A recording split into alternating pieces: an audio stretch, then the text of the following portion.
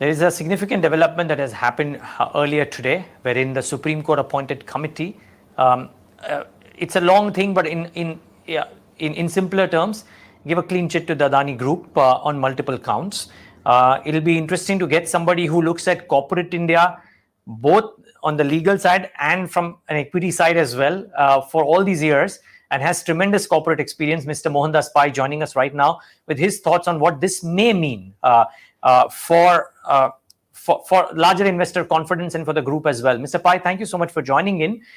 You would have had a chance now to go through most of the things, if not all, that the Supreme Court committee, Supreme Court appointed committee has mentioned. What did you make out of the same? Well, I think the facts have come out.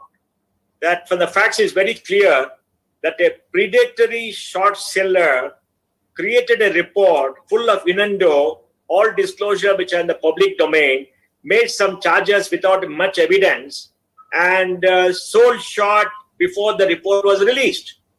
So is a job done by the predatory short seller, and it created a furore, and they made a lot of money and covered up, and all the details have come there. And as far as compliance has come, I think the report makes it very clear that the ultimate beneficiary file is not known, because that's the regulation today. And SEBI will have to investigate. They have not found any kind of other, let us say, non-compliance. And they still have to find out who is the one who are short sellers, who are the ones who made money.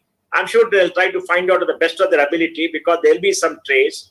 And they will investigate and find out who are the ultimate beneficiaries. I think under current regulations is not necessary to give. That's been the regulation for the last many years. And also you can see very clearly that SEBI has tightened the rule now and said the given time till September that the ultimate beneficiary has to be given. So I think it's good news. And sadly, the political furor that was created, all kind of people making all kind of comments, shows a mindset which is anti-business and anti-growth in this country. You should send a message to all political people: start bashing up business, start abusing businessmen.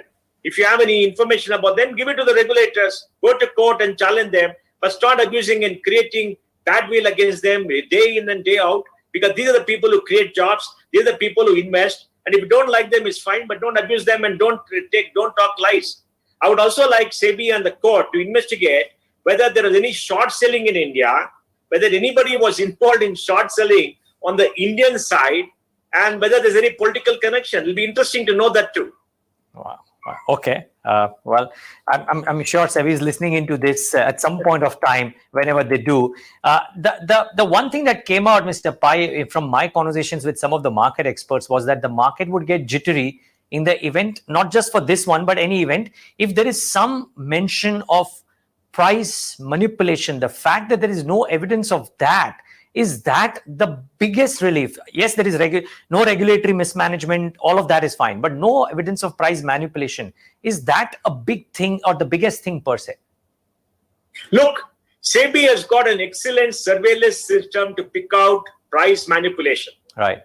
The software is very good, very world class. They've been doing it for many years. If there's price manipulation, they would have picked it up themselves. The fact that SEBI has not picked up anything shows that there is very, very less likelihood of any price manipulation.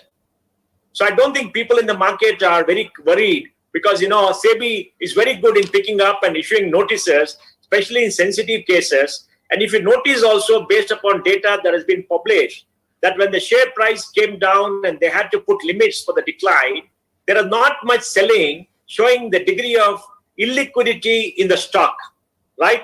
There is not much short selling too in this country, not large volumes of whatever one knows, primarily because I think there is no supply of stock. It's a very illiquid stock, and it came crashing down all the way because it had gone up 8x, 5x, 6x in 2-3 years. And I'm sure the people who took the ride up were selling to make sure they lock in the money, because when you see a gift horse in the mouth, you don't ask questions, right? Yeah, well, let me try and talk about two aspects then. One is with regards to the markets at large, and one is with regards to this group. Now, for the markets at large, granted that not just this group, but no one group's issues can really take down a market of this size that we have and the depth that we have. But there's some volatility because of the index impact that had happened when the Hindenburg report had come to the fore. In some sense, does this kind of negate? Of course, it negates the narrative around it. But does this now negate any kind of future issues that might come up with regards to Adani-Hindenburg specifically, Mr. Pai? Well, first on the market, let me say this. SEBI has put in a lot of regulation. They got excellent rules. They got an investor protection fund. They got norms to stop trading. And they know how to handle a crisis. We've seen the liquidity crisis, the market crisis handled by SEBI for quite some time. Remember when the mutual funds had a liquidity challenge. And then when you had that big challenge after COVID, SEBI has managed it very well. The market has not been impacted. Margins have been taken. It's a very, very well-regulated market. And SEBI is doing a fantastic job to the best of the ability, comparable to the best markets in the world. On that, we need not have any scores. Now, as far as Adani is concerned, this Adani-Hindenburg is concerned, it was right from the beginning a predatory short seller picking on a stock which had gone up tremendously based on illiquidity, picking it up. They created hype and created a report to create fear in the market. They shorted it, I think, outside India, if I'm right. And the price came down. When the price came down, it did not create any panic in the market or any market large impact. Because like you said, it's part of some indices. But apart from that, there's very thin trading. If some people have lost money, it's fine.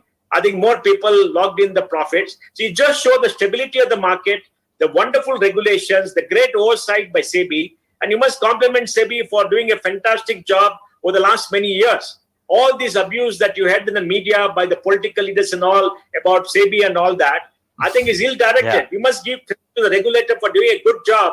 And this is a testimony to the kind of rigor and oversight they have in the market. Yes, things can go wrong, but the possibility the market will collapse totally and go wrong because any regulatory lack is, I think, ill-founded. I don't think that's very, very extremely removed. Mr. Pai, lovely having your thoughts. Thank you so much for taking the time out and being with us today.